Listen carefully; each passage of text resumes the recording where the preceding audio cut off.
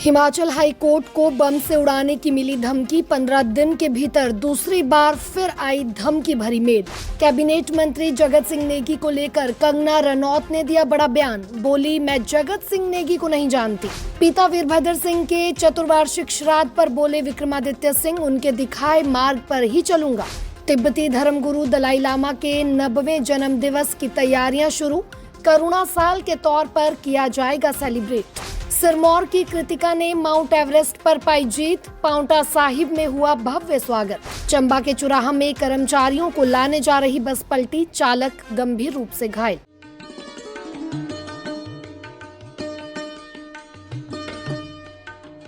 वैश्विक पर्यटन मानचित्र में हिमाचल एक अहम हस्ताक्षर रखता है। गोविंद सागर झील में साहसिक जल आधारित गतिविधियों को शुरू किया गया है। इको टूरिज्म नीति के तहत प्रदेश के 77 इको टूरिज्म स्थलों का विकास किया जा रहा है। इस पहल से आगामी 5 वर्षों में 200 करोड़ रुपए का राजस्व हासिल होने की संभावना है। वर्ष 2024 में हिमाचल में 1 करोड़ 81 लाख देशी विदेशी पर्यटकों ने आगमन किया था।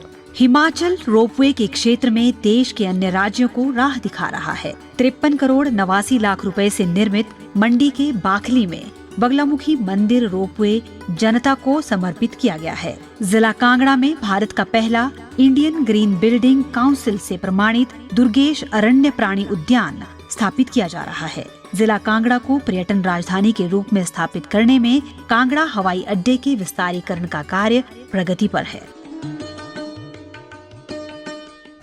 नमस्कार, स्वागत है आपका पंजाब केसरी टीवी पर। मैं हूं दीक्षा शर्मा, लेकर हाजिर हूं प्रदेश की तमाम बड़ी खबरें। डालिए नजर हिमाचल पर।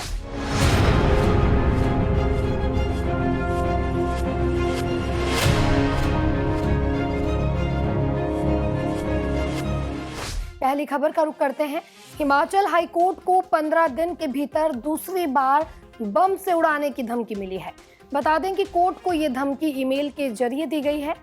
सूचना मिलते ही शिमला पुलिस की टीम मौके पर पहुंची और सर्च ऑपरेशन चलाया गया। बम निरोधक दस्ते और डॉग स्क्वाड की भी मदद ली गई। हालांकि अभी तक कोई संदिग्ध वस्तु नहीं मिली है। वहीं आपको बता दें कि आज से 15 दिन पहले भी हाईकोर्ट को इस तरह की धमकी मिली थी और इसके बाद हाईकोर्ट को आनन फानन में खाली करवाया गया था। मगर 4 घंटे के तलाशी अभियान में पुलिस को कुछ भी संदिग्ध नहीं मिला था। वहीं आपको ये भी बता दें कि गुजरात हाई कोर्ट को भी आज ठीक ऐसी ही धमकी मिली है। अगली खबर की ओर बढ़ते हैं। कुल्लू दौरे के दौरान बंजार विधानसभा पहुंची सांसद कंगना रनौत ने पोषण अभियान का शुभारंभ किया। कार्यक्रम के समापन के बाद कंगना ने मीडिया से बात की और जगत सिंह नेगी, जो कि कैबिनेट मंत्री हैं, उन्हें लेकर एक बड़ा बयान दिया है। दरअसल जब कंगना को बताया गया कि कैबिनेट मंत्री जगत सिंह नेगी ने कहा है कि कंगना रनौत 1 साल के बाद अपने संसदीय क्षेत्र मंडी में आई हैं, तो इसके जवाब में कंगना ने सीधे कह दिया कि वो कैबिनेट मंत्री जगत सिंह नेगी को ही नहीं जानती। खैर, कंगना के बयान वैसे हमेशा विवाद खड़ा करते हैं। अब देखना ये होगा कि मंत्री को ही पहचानने से इनकार करने वाला ये बयान कंगना की मुसीबतों को बढ़ाएगा या नहीं। खैर, आप ये बयान सुनिए। संसदीय क्षेत्र में पूरा 17,000 से ज्यादा किट्स जो हैं वो डिस्ट्रीब्यूट किए जा रहे हैं और प्रधानमंत्री जी की स्कीम जो है पोषण को लेकर, उसके अंतर्गत ही हम लोग ये काम कर रहे हैं। क्योंकि हमारा ये मानना है कि अगर महिलाएं सशक्त हो जाएंगी, इस चाहे ये इंफॉर्मेशन से, क्योंकि इस किट में एक वैरायटी ऑफ पोषण है, तो हमने ये सबको अर्ज किया है कि 3 महीने की जो ये किट है उसके बाद भी आप ये पोषण को अपने परिवार में इंट्रोड्यूस करें। नए नए चाहे मिलेट्स हैं, चाहे ऑर्गेनिक प्रोडक्ट्स हो गए, जैसे हमारा जैसे लोकली मिलने वाला गुड़ हो गया या बाजरा हो गया या फ्लैक्स सीड को, जिसको हम अपनी भाषा में यहाँ पे कलसी के दाने कहते हैं। तो इस तरह की कई चीज़ें जो है इसमें इंट्रोड्यूस की गई हैं और हमारा ये मानना है कि वैसे तो कुपोषण से, भूखमरी से तो हम लोग देश जो है वो ऑलमोस्ट बाहर आ गया है, लेकिन जो कुपोषण है वो कहीं कहीं अभी भी चैलेंज है और जिसकी सबसे बड़ा कारण है लैक ऑफ इंफॉर्मेशन। तो इसी के चलते हुए हम लोगों ने आज यहाँ पे ये अभियान किया है। धन्यवाद। 17,000 से ज्यादा किट्स जो है वो मंडी संसदीय क्षेत्र में बांटे जा रहे हैं। मैं अभी पिछले हफ्ते भी यहीं पे थी और I think I don't have anything to say about people जिनका ऑनेस्टली मैंने कभी नाम भी नहीं सुना। Thank you. रामपुर स्थित पद्म पैलेस में आज हिमाचल प्रदेश की राजनीति का बड़ा नाम रहे स्वर्गीय राजा वीरभद्र सिंह का चतुर्वार्षिक श्राद्ध कार्यक्रम का आयोजन किया गया। हजारों की संख्या में लोग यहां पहुंचे। वहीं कई बड़े नेता भी इस दौरान मौजूद रहे। प्रदेश के राज्यपाल शिव प्रताप शुक्ल भी पहुंचे और उन्होंने भी स्वर्गीय वीरभद्र सिंह के योगदान को याद किया। वहीं वीरभद्र सिंह के बेटे और कैबिनेट मंत्री विक्रमादित्य सिंह ने इस अवसर पर कहा कि आज खुशी है कि पूरे प्रदेश भर से उनके चाहने वाले यहां आए हैं और उन्हें श्रद्धांजलि दी है। विक्रमादित्य सिंह ने कहा कि वे जनता को विश्वास दिलाना चाहते हैं कि वह अपने पिता वीरभद्र सिंह के दिखाए रास्ते पर चलकर पूरी मजबूती से आगे बढ़ेंगे। वहीं स्वास्थ्य मंत्री धनीराम शांडिल भी इस दौरान मौजूद थे। उन्होंने भी वीरभद्र सिंह के योगदान को याद किया। क्या कुछ बोले विक्रमादित्य सिंह और धनीराम शांडिल, आइए सुनिए। खुशी है कि आज उनके चाहने वाले पूरे प्रदेश भर से आज यहाँ पर आए हैं और उन्होंने अपनी श्रद्धांजलि भी दी है, अपना प्यार भी दिया है। और मैं उनको यही विश्वास दिलाना चाहता हूँ सभी साथियों को कि हम उनके दिखाए हुए रास्ते पर पूरी मजबूती से आगे बढ़ेंगे। हिमाचल प्रदेश के हर क्षेत्र का विकास करवाना ये हमारा प्रथम दायित्व है। और जिस तरीके से हमेशा राजा वीरभद्र सिंह जी ने दलगत राजनीति से ऊपर उठकर प्रदेश के हर क्षेत्र का विकास करवाया, केंद्र से हिमाचल के लिए पूर्ण सहयोग लाने का हमेशा प्रयास किया, हम उन्हीं की राह पर आगे चल रहे हैं। से भी हमें सुशोभित किया।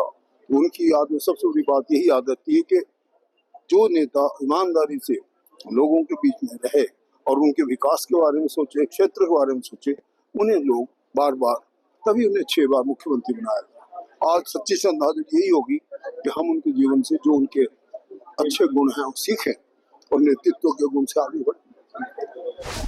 तिब्बती धर्मगुरु दलाई लामा 90 साल के होने जा रहे हैं और निर्वासित तिब्बत सरकार इस साल अपने सर्वोच्च धर्मगुरु दलाई लामा के जन्म दिवस को करुणा के साल के तौर पर सेलिब्रेट करने जा रही है, जिसके लिए बड़े स्तर पर तैयारियां शुरू हो गई है। पर्यटन विभाग कांगड़ा के उपनिदेशक विनय धीमान का कहना है कि उन्हें जो सीटीए की ओर से जानकारी मिली है उसके मुताबिक 2.5 लाख से भी ज्यादा आगंतुकों के आने की संभावना है और ऐसे में व्यवस्थाओं को चाक चौबंद करने की भी उनकी जिम्मेदारी बनती है। किस तरह से तैयारियां चल रही हैं, पूरी जानकारी के लिए इस खबर पर डालिए नजर। निर्वासित तिब्बत सरकार इस साल अपने सर्वोच्च धर्म गुरु दलाई लामा के 90वें जन्म दिवस को करुणा के साल के तौर पर सेलिब्रेट कर रहे हैं, जिसके लिए बाकायदा उनके निवास स्थान ग्लोबल सिटी मैक्लोडगंज में बड़े स्तर पर सेलिब्रेशन की तैयारियां चल रही हैं, जिसमें देश विदेश से लाखों की संख्या में बौद्ध धर्म गुरु दलाई लामा के समर्थकों के आने की संभावना है। बाकायदा इसके लिए निर्वासित तिब्बत प्रशासन स्थानीय प्रशासन के साथ मिलकर इस आयोजन को सफल बनाने की दिशा में काम भी कर रहा है, जहां एक और तिब्बतियन इस साल को अपनी जिंदगी के सबसे बड़े साल के तौर पर देख रहे हैं और सेलिब्रेशन को उम्दा और भव्य बनाने की दिशा में अग्रसर हैं। वहीं पर्यटन नगरी धर्मशाला में भी सैलानियों के आगमन पर उनकी जरूरतों को मुकम्मल करने के लिए तैयार हो रही है। पर्यटन विभाग के उपनिदेशक विनय धीमान की माने तो उन्हें जो सीटीए की ओर से जानकारी मिली है उसके मुताबिक 2.5 लाख से भी ज्यादा आगंतुकों के आने की संभावना है।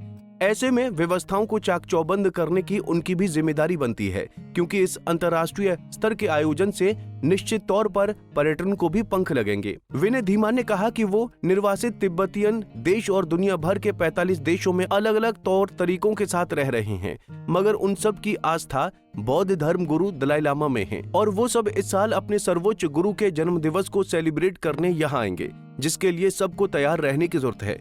उन्होंने कहा कि फिलहाल उन्होंने अनौपचारिक तौर पर होटलियर से भी इस बाबत बात की है और उन्हें भी मेहमानों की खातिरदारी करने की अपील की है। देखिए, जो मेरी सेटलमेंट ऑफिस जो टिबेटन एस्टैब्लिशमेंट है उनसे बात हुई है, तो लगभग 2.5 लाख जो टूरिस्ट है जो कि ऑडियंसेस के लिए आना चाह रहे हैं, इतना जो है वो फॉरेन टूरिस्ट का फुटफॉल एक्सपेक्टेड है। और यहाँ पे काफ़ी कल्चरल प्रोग्राम्स भी जो है वो दिसंबर तक एक्सपेक्टेड हैं, और जिसके डिटेल्स अभी हमने सेटलमेंट ऑफिसर जो टिबेटन एस्टैब्लिशमेंट है उनको शेयर करने के लिए कहा है। हम उम्मीद कर रहे हैं कि एक बहुत बड़ा बूस्ट जो है वो टूरिज़्म के लिए इस एरिया में रहेगा। हिज हॉलीनेस दलाई लामा की जो फॉलोइंग है वो लगभग 45 कंट्रीज़ में जो है वो उनके टिबेटन एस्टैब्लिशमेंट से लोग जो है वो अलग अलग जगहों पे सेटल भी हुए हैं, और वहाँ से लोग काफ़ी ज़्यादा इनके अपने जो टिबेटन कम्युनिटी के हैं वो भी आएंगे और साथ में जितने फॉलोअर्स हैं वो भी आएंगे। तो हम उम्मीद कर रहे हैं कि 2.5 लाख से ज़्यादा जो है वो फॉरेन टूरिस्ट इस एरिया को आने वाले टाइम में टच करेगा। तो उसके लिए जितनी भी बुकिंग्स हैं वो चल रही हैं, एडवांस बुकिंग्स भी चल रही हैं। उम्मीद कर रहे हैं बहुत अच्छा एक्सपीरियंस लेकर के यहाँ से लोग जाएंगे। जी, होटलियर एसोसिएशन से हमारी अभी इनफॉर्मली बात हुई है, फॉर्मली हम उनके साथ एक मीटिंग करेंगे ताकि जो है वो एक अच्छा एक्सपीरियंस लोग लेकर के जाएं, अच्छी व्यवस्थाएं यहाँ पे रहें और अच्छा जो जितनी भी हॉस्पिटैलिटी सेक्टर में लोग चाहते हैं, इंटरनेशनल टूरिस्ट चाहता है, उस तरह की व्यवस्थाएं जो है यहाँ कायम रहें। पंजाब केसरी टीवी के लिए धर्मशाला से निर्भजीत निप्पी की रिपोर्ट। अगर बेटियों को हिम्मत दी जाए, उनका साथ दिया जाए तो वह कामयाबी के हर शिखर को चूम सकती हैं। कुछ ऐसा ही कर दिखाया है हिमाचल के सिरमौर की बेटी कृतिका ने। बता दें कि एनसीसी कैडेट कृतिका ने माउंट एवरेस्ट पर जीत हासिल की है और दुनिया को ये दिखा दिया है कि बेटियां किसी से भी कम नहीं हैं। पांवटा साहिब पहुंचने पर कृतिका का शानदार तरीके से स्वागत किया गया। कृतिका के माता पिता भी भावुक और खुश नजर आए। कृतिका ने माउंट एवरेस्ट की जीत के सफर को साझा किया है, वो भी आप सुनिए और ये भी देखिए कि किस तरह से कृतिका का स्वागत किया गया।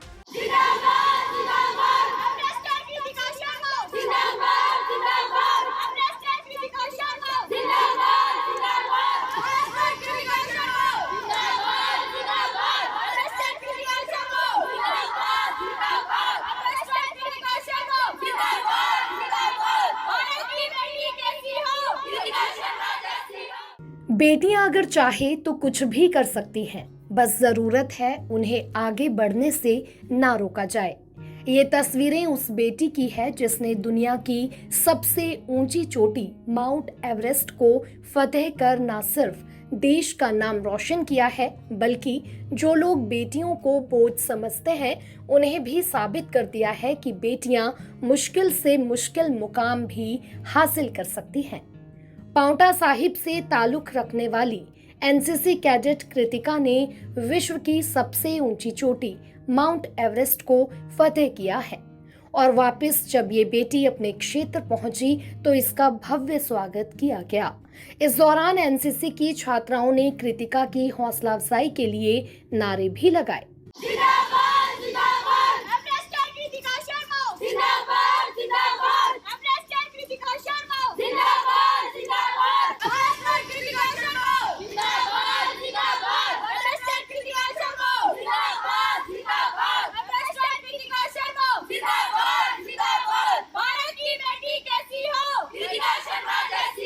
वहीं तस्वीरों में इस बेटी के चेहरे की चमक देखिए, जो देश की और बेटियों के लिए भी एक प्रेरणा है। वहीं इस बेटी के परिवार वालों के चेहरे की मुस्कान बता रही है कि ये अपनी बेटी की इस कामयाबी से कितना ज्यादा खुश हैं। बहुत ही मुश्किल फैसला रहा, पता नहीं अब क्या सुन नहीं पाएगा, पर जब बेटी का हौसला था ना तो बेटी के हौसले से हमें ऐसे कि भाई बेटी को भेजना है। बस क्या क्या करके गई थी? माता जी मैं करके दिखाऊंगी, ऐसे नहीं कि घबराना नहीं, घबराने की कोई बात नहीं। सबसे पहले तो मैं धन्यवाद करना चाहूँगा लेफ्टिनेंट डॉक्टर पूजा भाटी जी का, जिन्होंने एक कैडेट्स को चुन के कृतिका बेटी का भी धन्यवाद करूँगा, जिसने एक दिए हुए मार्गदर्शिका को परिपूर्ण माउंट एवरेस्ट फतेह करके आई, और मैं धन्यवाद करूँगा। ये सब चाहूँगा कि बेटियों पे विश्वास रखिए, विश्वास रखना, भरोसा रखना बहुत बड़ी बात है। बेटियां पे विश्वास रखना उचित है और अगर विश्वास रखे तो ये करके आ जाती है। तो माउंट एवरेस्ट भी फतेह करना इनके लिए मुश्किल नहीं है। वहीं माउंट एवरेस्ट पर चढ़ाई चढ़कर लौटी कृतिका ने भी अपना अनुभव साझा किया और कहा कि बहुत सी चुनौतियों को पार करने के बाद उसने ये कामयाबी हासिल की है और इस जीत के बाद अब वह जिंदगी की हर चुनौती का सामना आसानी से कर सकती है। मुझे बहुत प्रेरणा मिली, अब कॉन्फिडेंस आ गया मेरे को माउंट एवरेस्ट फतेह करके कि आगे जितनी भी मेरी लाइफ में चुनौती आएंगी मैं सबको आसानी से पार कर सकती हूँ। मैंने माउंट एवरेस्ट जैसी बड़ी चुनौती को पार कर रखा है, तो आगे जितनी भी चुनौती आएगी मैं उनको अच्छी तरह से पार कर सकती हूँ। सबसे कठिन पल जब एवरेस्ट चल रहे थे, ऐसे तो माउंट एवरेस्ट एक ऐसे पहाड़ है जिसमें हर कदम पर चैलेंज है, पर सबसे ज़्यादा डिफ़िकल्ट जब हम जा रहे थे, एक कैंप 4 से फाइनल समिट के लिए जा रहे थे, तो एक बालकनी आता है, वहाँ हमारा ऑक्सीजन सिलेंडर चेंज होता है। उसके बाद एक 100 सबमिट आता है, बालकनी से दिखता है कि ये टॉप है, पर उसके बाद जब पहले चल रही थी कि टॉप में पहुँचने वाले बहुत ही नज़दीक है। जब उधर पहुँचे तो शेरपा दाई ने बताया कि ये टॉप नहीं है, इससे आगे 500 मीटर की रिज है। और रिज इतनी डेंजर थी, बहुत पतली रिज, उधर हमारे को डेड बॉडीज़ मिल रही थी, तो उसको क्रॉस करना थोड़ा डिफ़िकल्ट लगा, क्योंकि एकदम से पूरी मतलब नीचे से सोचा था कि हम सबमिट में पहुँचे, जब उधर पता चला कि ये सबमिट नहीं है, सबमिट 500 मीटर दूर है, तो बहुत ही थकावट सी हो रही थी।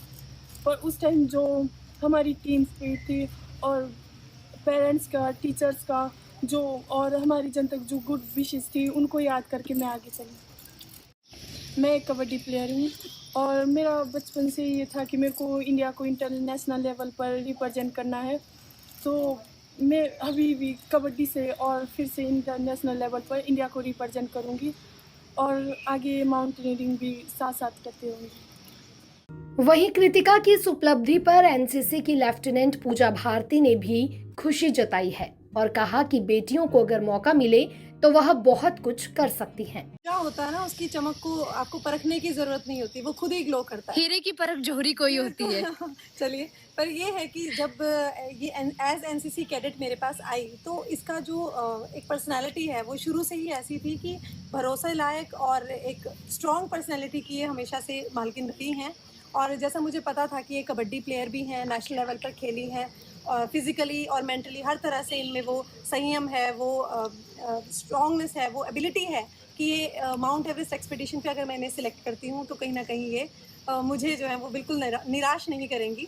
और कहीं थोड़ा सा मुझे ये था कि माता पिता का पता नहीं मुझे वो एक सपोर्ट मिलेगा या नहीं मिलेगा, लेकिन जब मैंने इनके माता पिता से बात की और उन्हें भरोसा दिखाया तो हम लोगों ने मिलकर कृतिका पर ये एक जिम्मेदारी हमने दी और कृतिका ने इसे बखूबी निभाया।